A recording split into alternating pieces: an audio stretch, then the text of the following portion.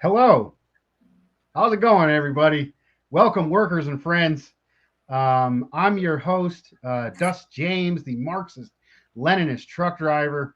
This is the continuing interview series at Anti Imperialist America. And we are very honored to have somebody who I am a big fan of, Brother Carl Za. How you doing? Hey, how are you, Dust? I'm doing all right. I just finished a over 12-hour work day and a work week, and it's a nice Friday evening, and this is a great place to be. And let's see. Ain't it morning over there? Yep, we Where are you are coming? exactly 12 hours apart. I'm 12 hours ahead of you, so I'm in the future right now. Oh the, wow, the it's yeast is the Saturday. future, my friend. Hey, I still got a whole Friday left of my weekend going. It's Saturday morning already, 8 All a.m. right, Yeah. all right. So, um, any this is your first time on the show here. Shout out to brother Jean Yu, Bolshevik rapper, for helping to introduce us. There's a few videos and studies with him on this channel that are very popular. Folks can go back and look at that. Also, shout out to brother Ramiro Sebastian Funes. I had the privilege to go on his show with Carl Za talking about the 100th anniversary of the Chinese Party, and folks can go and check that out as well. Today, we're doing something kind of similar to what Ramiro does at unmasking imperialism. And I was driving down the road and I put on, a Caleb Maupin podcast. I'm a big fan of his, learning about Marxism, and then for some reason when it ended, this Fox News video came up, and it was said some horrible, disgusting things about our brothers and sisters over there in China, and So, so, about so their popular YouTube government. algorithm decided they need to counteract all these Marxist-Leninist indoctrination by giving you some dosage of real American Fox News style propaganda. Uh, Yeah, and it was sure enough, and it got me angry. And I'm like, I got to do something about this. And I was like, I know this expert on China, brother Carl Za. I'm going to have him on here. So I'm going to play that clip, and then I'm going to attempt to debunk some stuff. And Carl Za is going to come in and really hammer it home. So this, I kind of got off track. So this is your first time on this channel. Maybe just a quick introduction about yourself before we get started. Hi, I am Carl Za. I am the host of Silk and Steel podcast, which is a podcast primarily focused on China surrounding regions, the history, culture, and politics. I was born and grew up in China back in 1976, 1 month after Mao died. I came to US in 1990, just before I turned 14, and I went to high school, college in US. I worked in US for almost 30 years. I lived in US for almost 30 years, and now I'm in Bali, Indonesia. I've been living here for almost 3 years since July 4th, 2019. That was my Independence Day. So here I am talking to you, Dust. Always a pleasure to speak to you. Right on. So I'll just go ahead and see if we can play this clip, and then we'll respond. China. They may be America's most formidable foe ever. I'm talking about competing against them economically as well as militarily. They're winning an undeclared war as well. All about fentanyl. Here's a quick history lesson. 150 years ago, the West, led by the British, was flooding China with opium. Yes, the opium trade opened the door to alarming drug abuse nationwide, creating up to 12 million addicts in China. The world's first drug cartel kept China, a nation then of 450 million people, compliant and feeble. Fast forward to 1949, post-World War II. Led leader Mao Zedong, chairman of the Communist Party. Mao Zedong leads a communist revolution. Slowly, by weaving in some capitalist principles, China transformed into an economic and military superpower it is today. China prides themselves on their extensive long-term planning, and they never forget, still looking to pay back Japan for their World War II occupation, and to the West for driving years of national drug addiction. We weren't even a part of the Opium Wars, but they seem to be targeting America. Getting payback by flooding our nation with this generation's opium, fentanyl. So powerful, one dose can kill. China is sending in the opioid to American soil using Mexican drug cartels to bring across our wide open borders. Just this week, an Arizona Border Patrol K-9 sniffed out 12 pounds of fentanyl, enough to kill 3 million people. Stop! This year alone, more than 5,000 pounds have been stopped at the border. We have become the unwitting best customers, resulting too often in instant death, addiction, and millions of broken families. More than 150 Americans die every day from overdoses from these synthetic opioids. What's especially insidious, China's fentanyl is hitting America's youth hard. In fact, a CDC report reveals 77% of teen overdose deaths involved fentanyl last year. Opioid overdoses increased 94% from 2019 to 2020 in kids 14 to 18, the number rising another 20% the following year. Is China targeting America in a modern-day opium war? Seems that way. That's enough of that. That's enough of that. This is you're not going to show the whole video? They're going to bring a China expert on at Mike. No, I just wanted to do. You're the China expert on the on today's show. I just want to put that, it's a very highly emotional clip. I think this is very effective propaganda here in the United States, both from the inner cities to even to the rural areas. With increasing poverty, with loss of jobs, decaying infrastructure. We're seeing more and more drug addiction, more and more drug deaths, wasted, ruined lives, destroyed communities, and it's a really sad thing. And this news service, Fox News, there's a few others. I think my dad watches Newsmax. It's a very effective at getting people riled up over a real problem that affects, the American people. Yeah. And who do they say they're going to blame on it? Well, this is all China's fault. Well, that's absolutely absurd. It's crazy. It's the same people that own this news service. It's the same billionaires that own this news service that are actually the cause of the loss of jobs, of the loss of infrastructure, of the loss of public resources. And it's my understanding that fentanyl isn't being pushed on China. Isn't being pushed by China in the United States. And in reality, it's actually a series of pharmaceutical compounds that are imported, separately, either into Mexico or here, and then made.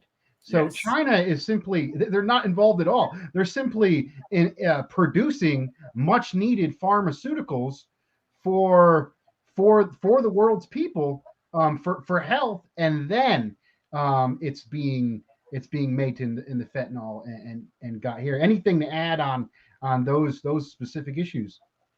Oh yeah, this is why I say anytime U.S. media talks about China, it's all projection, right? First they go to the history of Opium War, and then they turn it around and say, oh, it's China now is waging a modern opium war on the United States. And you see they keep on saying China's fentanyl, China's undeclared war on U.S., but they didn't present you any evidence where China has a state directive to pump fentanyl in United States. Like you mentioned already, what China produces is these different pharmaceutical companies producing the precursor chemicals that can be used as a component to make fentanyl. And what happened is the gangs they import them into Mexico or United States, and then manufacture, synthesize the actual product. The actual fentanyl is made it in on North American continent, and then sold to the consumers. And there's also a part about they're saying we are unwittingly become the best customer. Like, how do you unwittingly take a drug? You know, like you how did you unwittingly just decide to be addicted? I mean, like there's a lot of projection. And also I wanted to go back to the history, because they're trying to deflect. First they say, oh, we have nothing to do with opium war, right? United States had nothing to do with opium war, but we're being unfairly targeted by China. First of all, we already debunked the fentanyl story, which is not true. China is not waging a modern opium war on United States. But go back to the original opium war. It's true, United States was not involved in the war part of the opium war. It was British that invaded China to force China to accept opium. But United States is very much involved in the opium trade, right? Britain had about 85% of the Chinese opium market before the opium war, and the other 15% is supplied by United States. In fact, U.S. Most of the New England elite, the old money in United States, got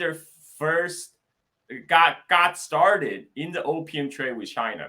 FDR's grandfather, Warren Delano, made his fortune smuggling opium into Canton, China, when he was a teenager. And this goes to the Forbes family. John Forbes made his money in the opium trade. Then he took the opium money to United States and started investing. He started a investment bank, and so in a way, U.S. industrialization seed money came from the opium money made in China, and all the higher institutions of learning, Harvard, Yale, all of them had endowments from these opium running families. So the opium trade is very much entwined into earlier U.S. history. So I just like to point that out.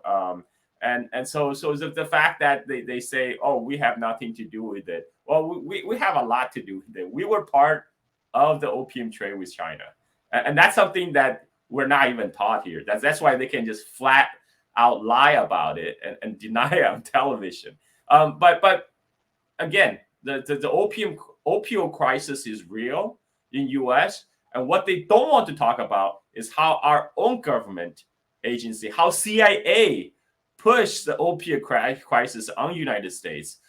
We had there was a point in time when the heroin addicts in U.S. were cut off during World War II because the Japanese cut off all the supply route from East Asia. But after the war, after World War II is ended, so that was the best chance for basically the entire addict population of U.S. to go cold turkey. But after the war, U.S. financed and supported the KMT remnant army that fled from mainland China into northern Myanmar, and they developed the Golden Triangle area, which is northern Myanmar, Thailand, and Laos. And they developed into the world's highest production base of opium and heroin before the NATO occupation of Afghanistan. So for years, the Golden Triangle supplied opium and the opium derivatives like heroin. And during the Vietnam War, the American GI stationed in Vietnam created new demand, and that's when the Golden Triangle started producing heroin specifically for the American GIs in Vietnam. And when the American GIs came back home, they brought the heroin epidemic back. Made it worse. And the CIA, and again, we all know about CIA involvement in cocaine trade and getting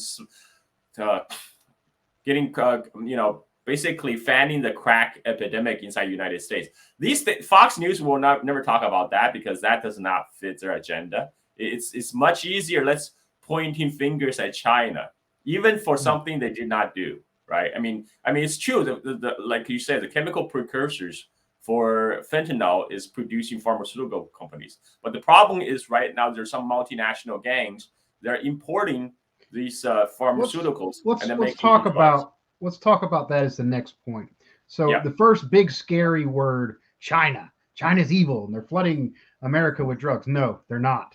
It's been our government, the same rich billionaires. It's actually the same 5 or 6 families hooked to these damn banking cartels, hooked to these oil companies that has these very same individuals who were involved in the opium wars, or their family members were involved in the opium wars. Their families who destroyed China and kept China in poverty are now turning on the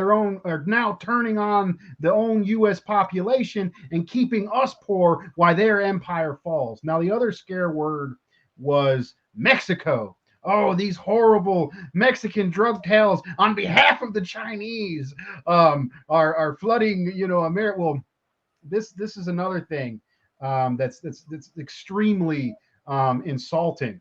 My wife is from Mexico. My son is half Mexican, and just the amount of racism against Mexican people and the fear mongering against Mexican people is absolutely disgusting.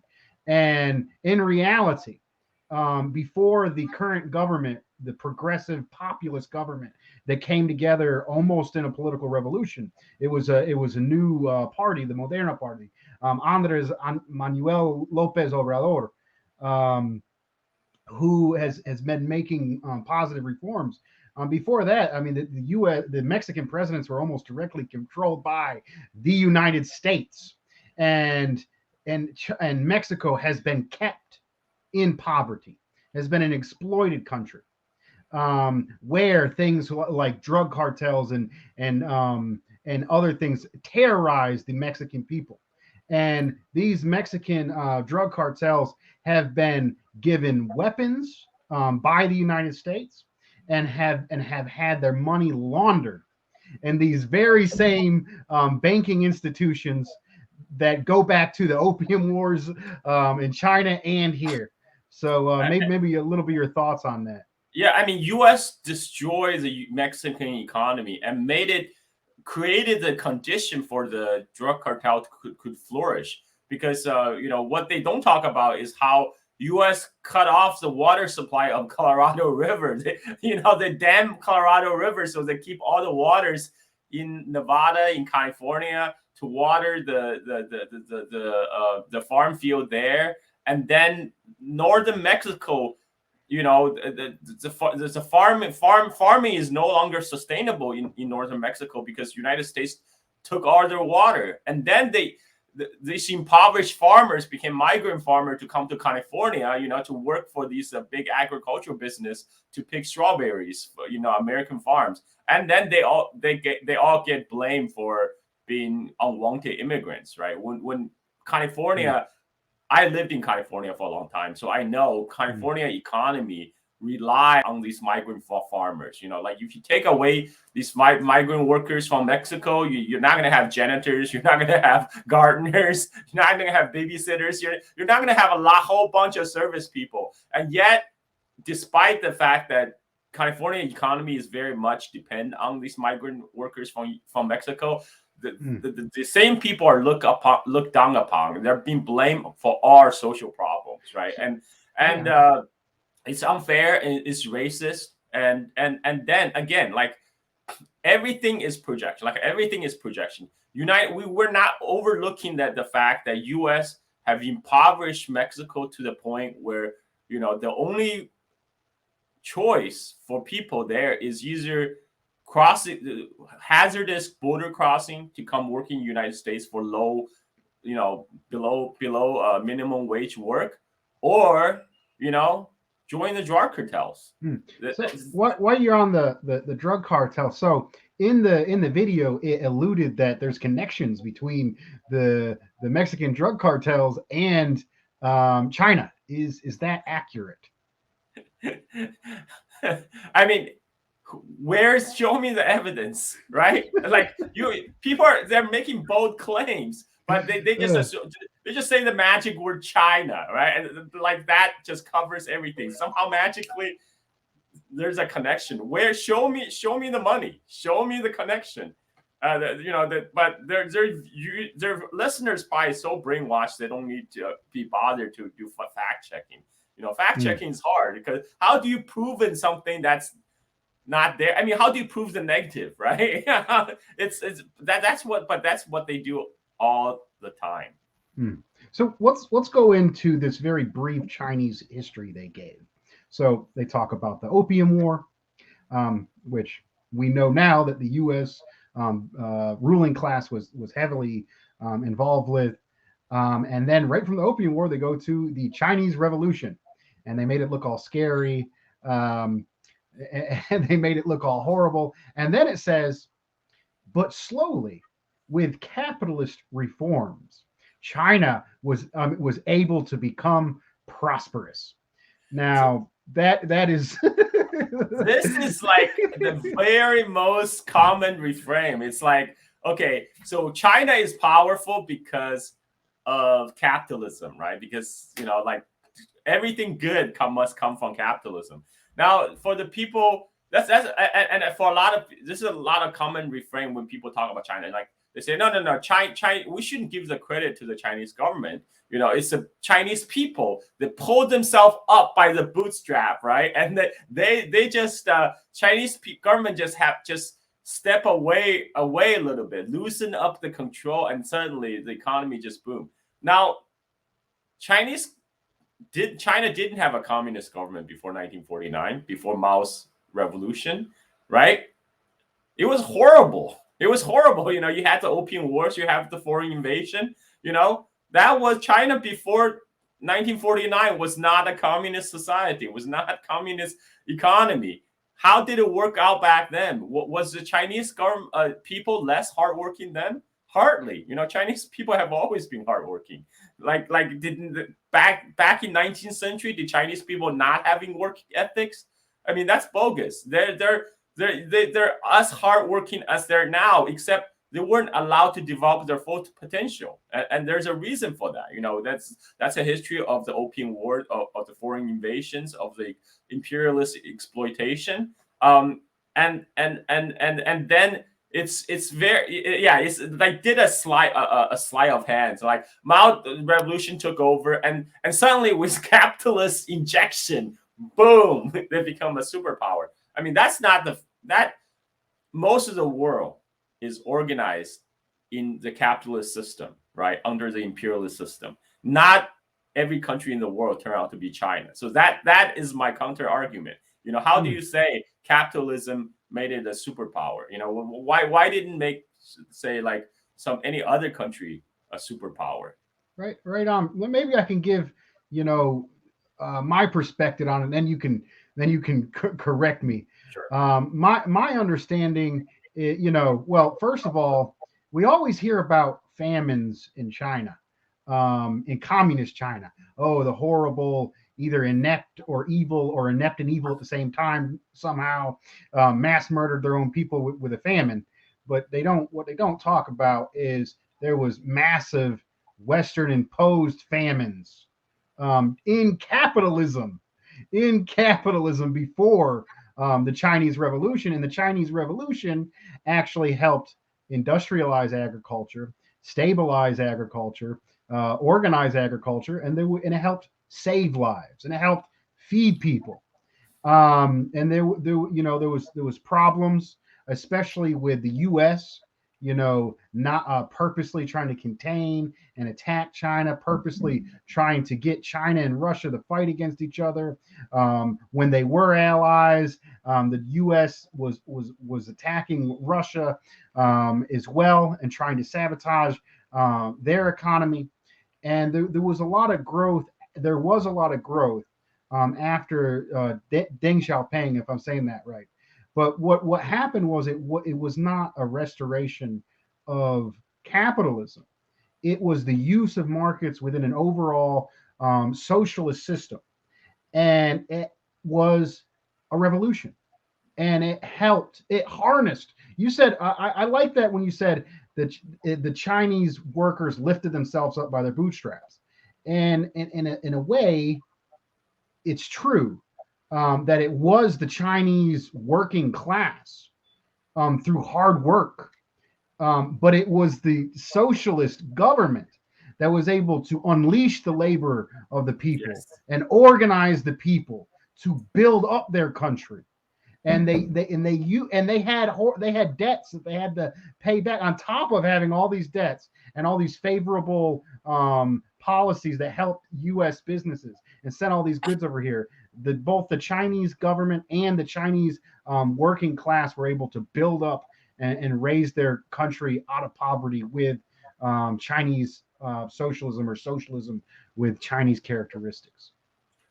Yeah, I mean, like the last famine was the Great Famine of between 1959 and 1962, and that is been constantly talked about in the Western media as like look at the communist famines. But what people don't talk about is before 1949 communist victory, China had famines every 2 or 3 years in many different parts of the country. That was a very common occurrence. And after 1960, that have stopped. There's no more famines in China today. And this is something. I came to United States in 1990. Back then, people would still say to American children, like, finish your food. There are people starving in China. But in 1990, that was definitely not true, right? And it's even less true today. But you're right, because the Chinese people, working class people, have always been hardworking, but they weren't given the chance to reach their full potential prior, because they have to. In Chinese, they say that there's three big mountains on top of them. There's the mountains of the capitalist exploitation, the feudalist exploitation, the feudal landlords, and the imperialism, right? The imperialist exploitation. And so they have to, through the communist revolution, they overthrew their shackles, and they built up the infrastructure, they built up a basic education system, because before communist revolution, 90% of the Chinese people are illiterate, right? And so what Mao's revolution did done right is universal education system, healthcare, and that and building up the infrastructures that built the foundation for Deng Xiaoping era, when Deng Xiaoping introduced the market economies within the socialist framework. And that is when the boom that happened. And again, China is not a capitalist society. If China were a capitalist society like United States, Jack Ma, the head of Alibaba, will be writing the constitution, like I like to say, right? Like, people, yes, there are billionaires in China, no doubt, but the billionaires in China have nowhere near the power that billionaires in the United States have in influencing policy. In fact, the Chinese Chinese Communist Party makes the policy, and the billionaires, and like everyone else, they have to go by that. They have to go by the rules set forth. In United States, we have the billionaires writing the rules, setting down the rule, but through their lobbies, through the media they own. Bezos owns the Washington Post. So they control everything. It's very heavily manipulated society. United States at this point is basically oligarchy masquerading as a democracy, and they achieved that by massive amount of propaganda pumped out like Fox News. So I'm actually surprised you didn't. There's actually a lot of more outrageous content in the latter half of the Fox News clip. I think we should watch the rest, and there might be more critique. Okay. Okay. If you're willing to go a little longer, maybe I'll talk. We'll go ahead and finish Yeah. the critique of that section, we went over um, most of it, but this horrible idea that everything this government does to us is somehow the fault of China.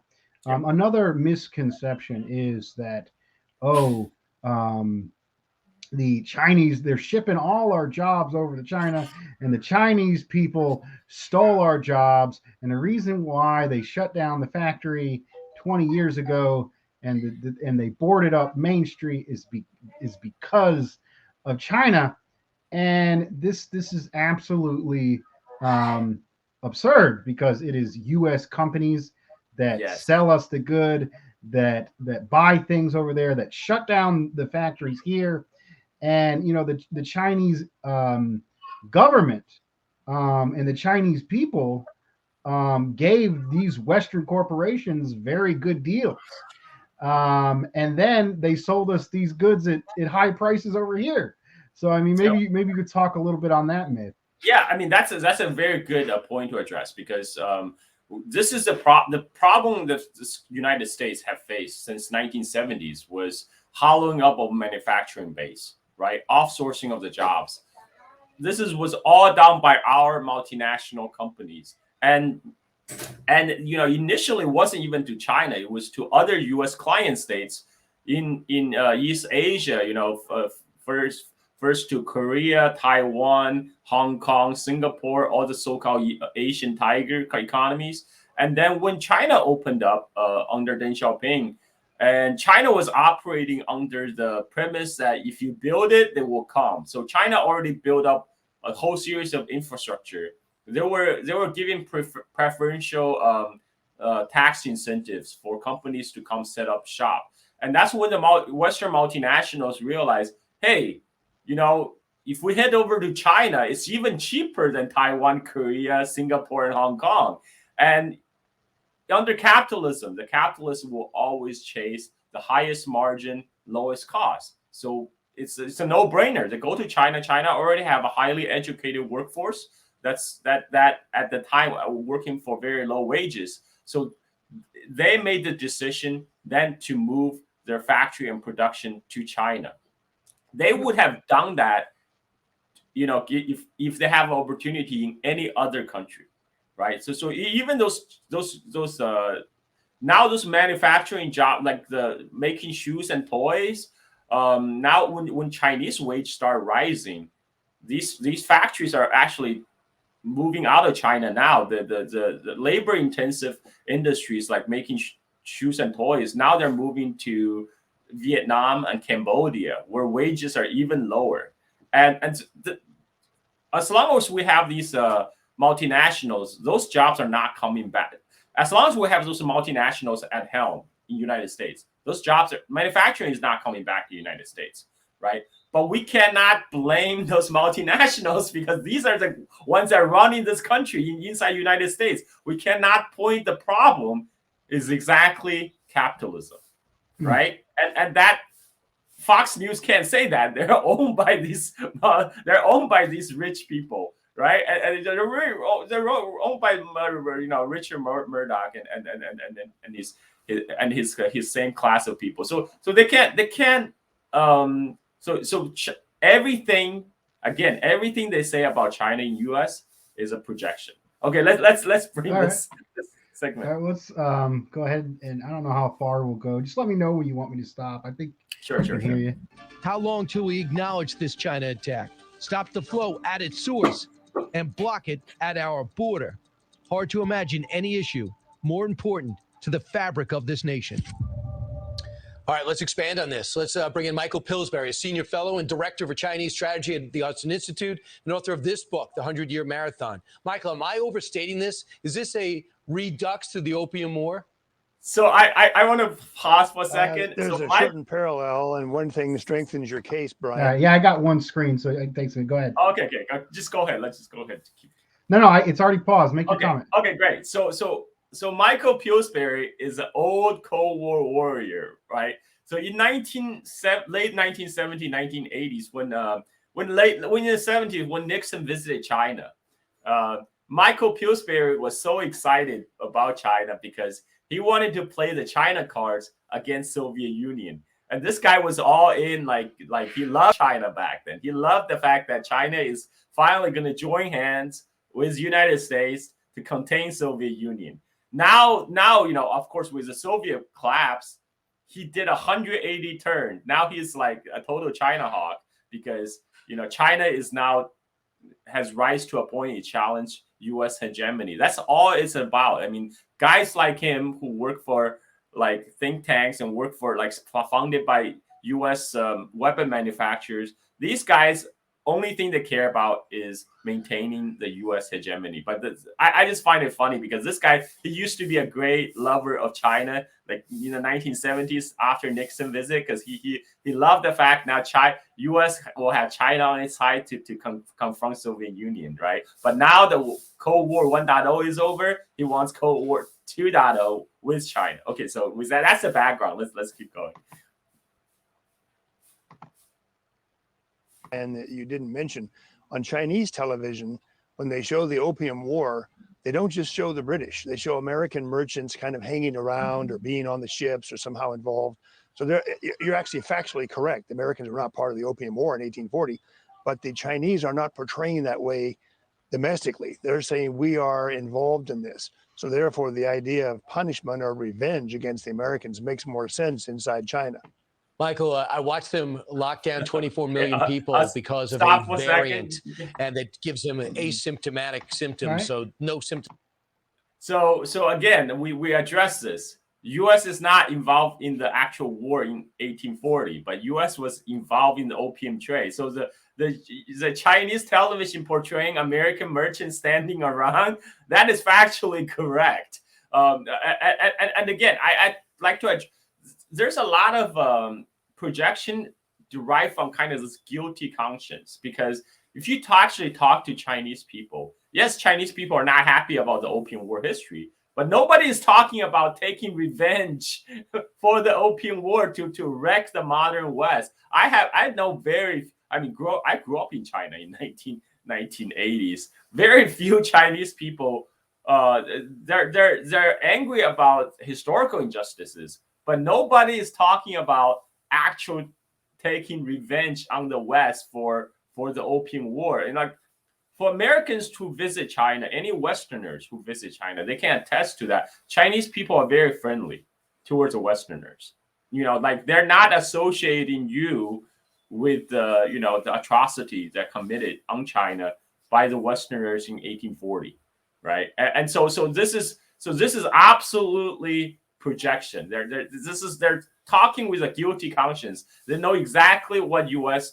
and the West has done to China, and now they're afraid that China is going to do to U.S. what their ancestors have done to China. This is what really it's about. Okay, sorry, go ahead. I'll just go ahead and keep going. At all. If they wanted to stop fentanyl in an oppressive country like this, yes, couldn't they stop it? Don't they know where it is, where it's made? That's a great question. I think they could stop it in something like 1 week. They know where the precursors are. They know where these gangs operate from.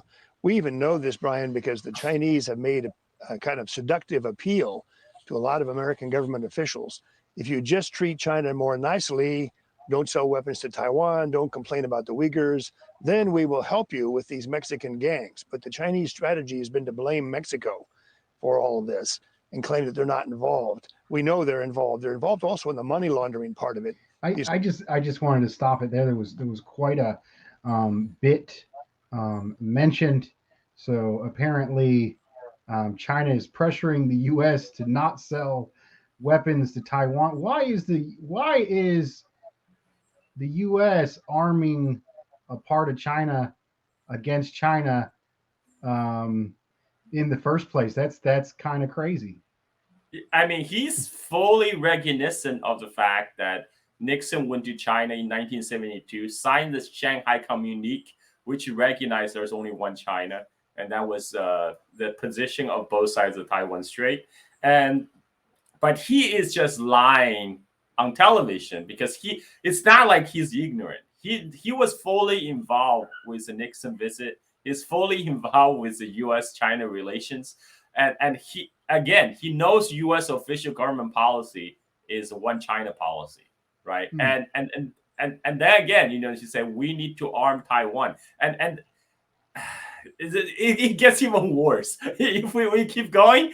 It gets even worse. But I want to address the part where he says that China can shut it down in a week. Like we mentioned, he did use the word the chemical precursor, right? So he recognized China is not manufacturing fentanyl. China is manufacturing the pharmaceutical precursor to make that's became a component for making the fentanyl.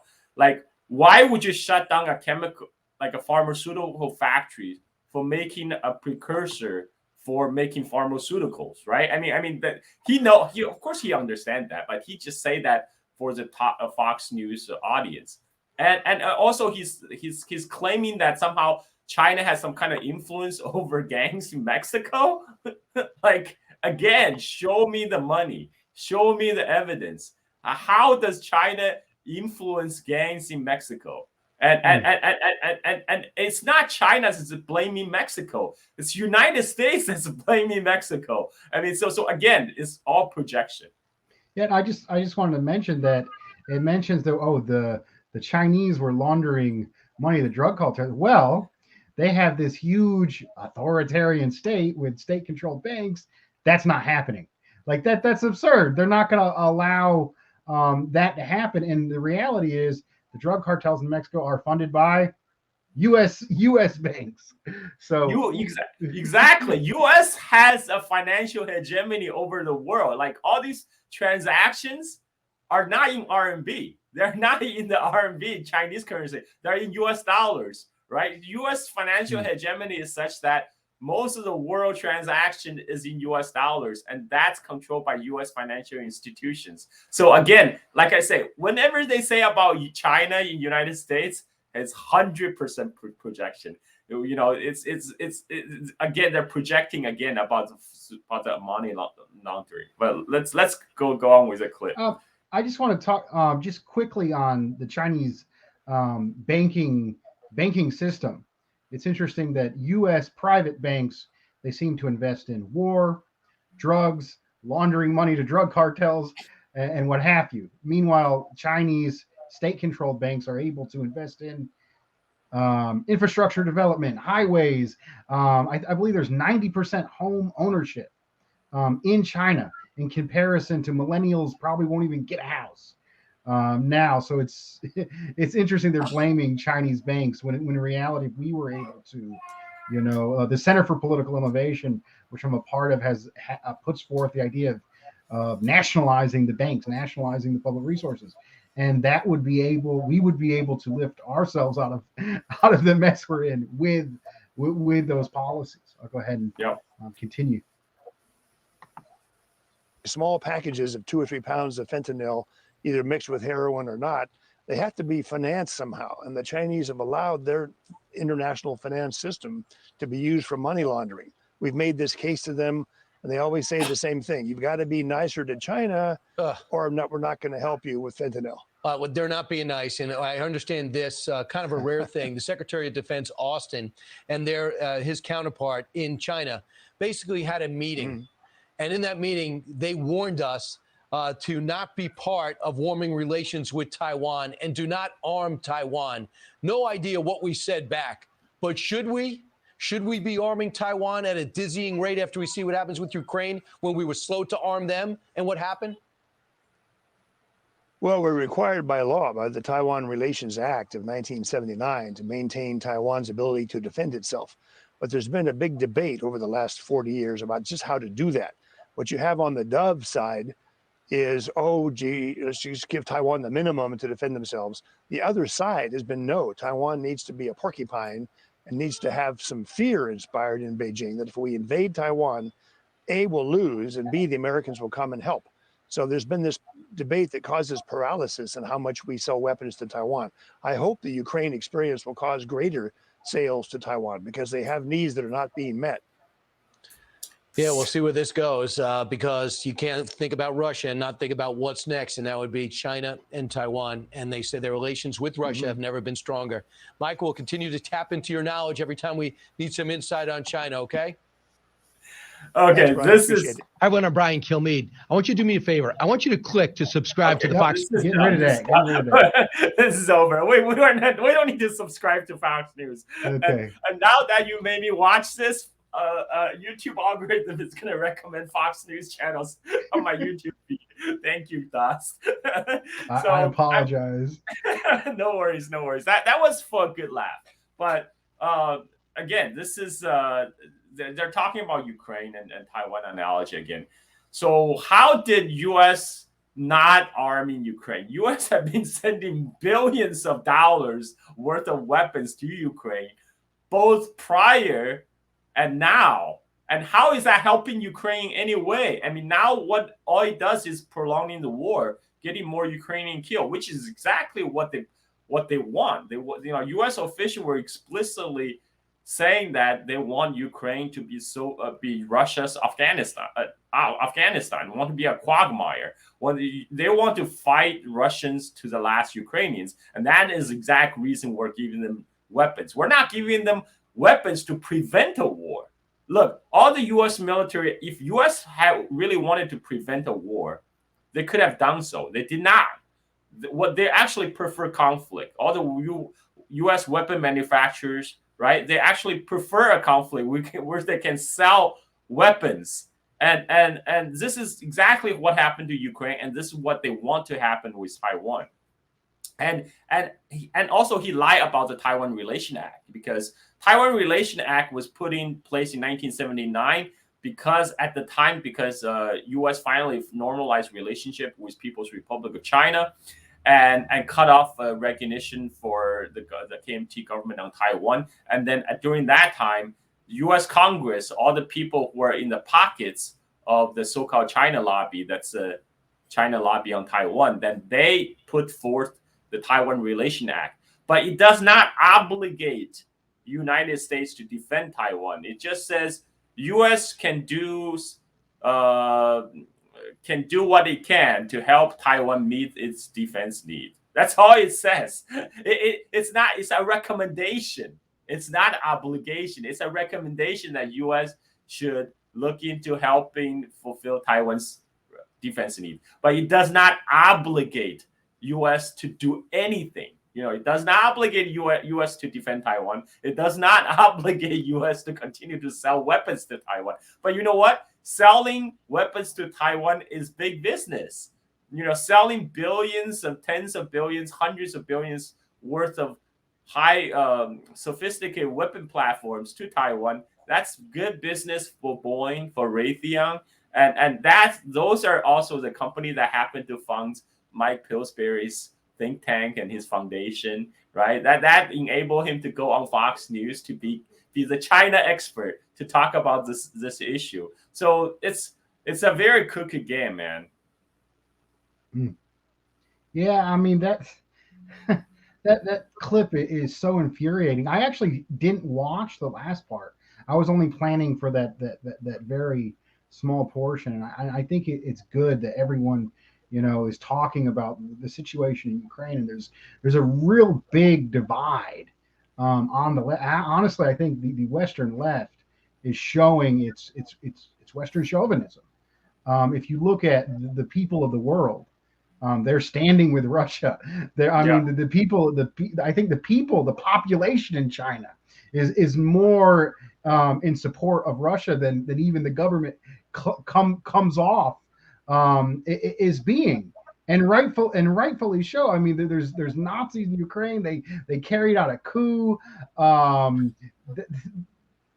It's the history of Western powers in Europe invading Russia. It was a defensive intervention to stop, an imperialist outpost on their border that was killing 14,000. That killed 14,000 people. Mostly ethnic Russian. It's an insane situation, and look at the U.S.-Australia reaction to the recent security pact between China and Solomon Islands. Right, Solomon Islands is this is a Pacific island nation that's situated 2,000 kilometers away from Australian coastline. 2,000 kilometers, right? And U.S. and Australia are up in arms because they say, if first of all, China hasn't built a naval base in Solomon Islands. They just signed a security pact, but U.S. already said it's unacceptable if China put a base in Solomon Islands. They find both U.S. and Australia, all these talking heads already said that U.S. cannot rule out like an invasion of Solomon Islands if they go ahead and give Chinese Navy access to the Solomon Islands. Solomon Islands is 2,000 kilometers away from the shoreline of Australia. Ukraine is literally right next to Russia, right? So it's like when Russia says, hey, you are violating our security need, you're impinging our security needs by flooding Ukraine with weapons and all these NATO fundings. They're like, no, that's Ukraine's sovereignty. They have their own agency. But when it comes to Solomon Islands, like, oh no, you don't have agency. I'm sorry, you are endangering the security of Australia. We're gonna have to invade you if you like do something with China. So it's complete hypocrisy. And again, official Chinese government position on the Ukraine war is actually peaceful resolution of the conflict. They're calling to an end of the war. What U.S. and NATO is doing, they're fanning the flames. They're flooding Ukraine with hundreds of billions of weapons. To do what? To ensure peace? Hell no. They're too exasperating the conflict, escalating it, leading to death of more people. I mean, that is obvious to anyone who's been paying attention. I think, like, you're right, there's a bit of a split among the Western left. But again, like, the Western left has been so infiltrated by all these different intelligence agencies, man. Like, this is, like, a lot of the left have been led around by the nose of the U.S. State Department during the Syrian war. When people are cheering for the moderate rebels to overthrow the authoritarian regime of Bashar Assad. When we see, like, literally head choppers, on the street of Damascus, and inflicting insane amount of damage to the local civilian population. So while the Western left are comfortably sitting behind their computers and cheering on a conflict that they have very minimal understanding, right? A lot of the information they get through their media is flooded by either our intelligence services or just straight State Department readout. I mean, that's the situation we're living with. Then we have Fox News, which is just a whole different level. Yeah, we're getting near the end. I don't want to go over an hour. Let's see. I don't really have anything else on that segment before we go into conclusions. Maybe if you could just address briefly the situation in Taiwan. Is there an escalation of conflict? Is the U.S. wasting our money and that could be going to our schools and sending more weapons? What's the situation? Oh, okay. So U.S. So unlike the situation in Taiwan, so Taiwan situation is quite different because right now there's really very little talk of war, either on Taiwan or mainland China. Right now, people in China, the Chinese people on both sides of Taiwan Strait, do not expect a war to break out. The people who are constantly talking about war over Taiwan Strait, guess who? Talking heads in the U.S. media. It's almost like the U.S. talking heads are begging for war to break out over Taiwan, right? So they can sell more weapons. And I mean but it's the Taiwan conflict. It benefits. You will benefit U.S. weapon manufacturing. They're not necessarily taking away resources from U.S. domestically, but it's just more money for the to enrich the military-industrial complex. Even people on Taiwan understand all these expensive weapon platform they're buying United States is pretty useless when even a conflict does break out with the mainland China. And like they're talking about Taiwan buying anti-submarine helicopters. What the hell does Taiwan need anti-submarine helicopters for? Like if in an event of a conflict they actually need to fly out a helicopter to hunt down PLA submarines, it will be too late because like there's a very unlikely scenario where such anti-submarine helicopters would survive, because that would assume that you have air superiority over Taiwan Strait.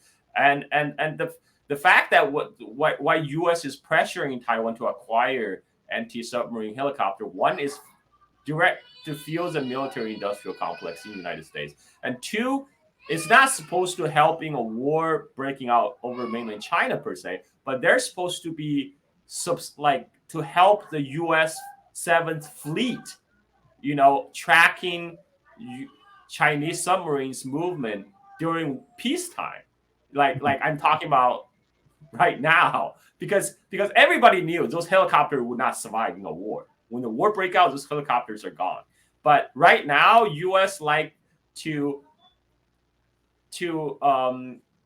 unburden, to kind of share its burden of its empire, offload some of them on its client states like Taiwan and Japan. For example, United States plan for Japan is to build up Japan's military, which Japan's peace constitution prohibits Japan from having a military. So now Japan military is called, the Self-Defense Force. So U.S. wants the Japan Self-Defense Force Navy, which is one of the largest in East Asia, to function as an anti-submarine task force for the United States 7th Fleet. So U.S. can invest less in that area, but focus on other big ships like aircraft carriers. And so this is what United States is doing in East Asia. It's trying to maintain its kind of empire framework. It's trying to offload some of this empire burdens on its vassal states like Taiwan, like Japan, like Korea, and to contain China, because China threatens U.S. hegemony in East Asia, and that's where we are. But I mean, there's actually somebody who just there was the recent, I forgot it was Daily Beast. I need to look up. There was an article. Oh, it was the U.S. It was Kobe, who is now, I think, who is now the CIA director. He actually wrote a memoir, and he talked about the U.S. contingency plan for China. And he said that the best case is to provoke a war where China will have to wage war on Taiwan. That way, we make China lose world sympathy. And in fact, it's better that China targets civilian infrastructure in Taiwan. That will generate the kind of the atrocity porn footage that will beam around the world to get shore up support for United States.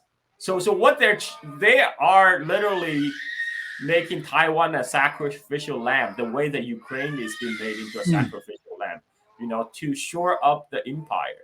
Like they don't actually care about the livelihood of average Taiwan civilians, right? The war is not good for anyone, but for U.S., for the empire, the war is good because it keeps the empire going, business going. It keeps the military-industrial complex business going. My baby is crying. I think my babysitter trying to calm down. So we may have to wrap up soon. Because okay, I'll go into conclusions right quick. So I labeled the episode "China is not our enemy." I'm not sure if you could see the thumbnail, but the thumbnail was a Chinese man lighting the cigarette of a American soldier during World War II with another cigarette. One of them had a both of them out lighting it. Kind of a moment of friendship. And in reality, the Chinese people are our friends, and the Chinese people have been, the Chinese government and organizing the Chinese people have been offering infrastructure projects all over the world, and are not in competition with the United States, but want to act in cooperation.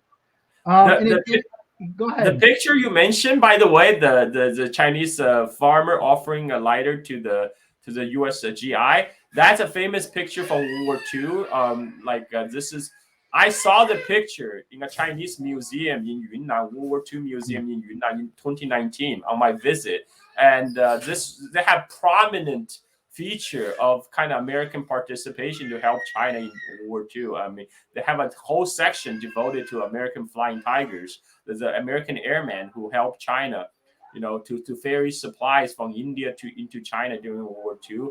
And that picture of the old Chinese farmer doing the lighter for the American GI, that was part of the exhibit. So I saw it in real life. Very, very powerful. I think that's going to do it for today. Thank you, brother, from going on, for coming on, and have a good one. Well, thank you. Thank you for giving me a good laugh over that Fox segment. Way to start the morning. All right.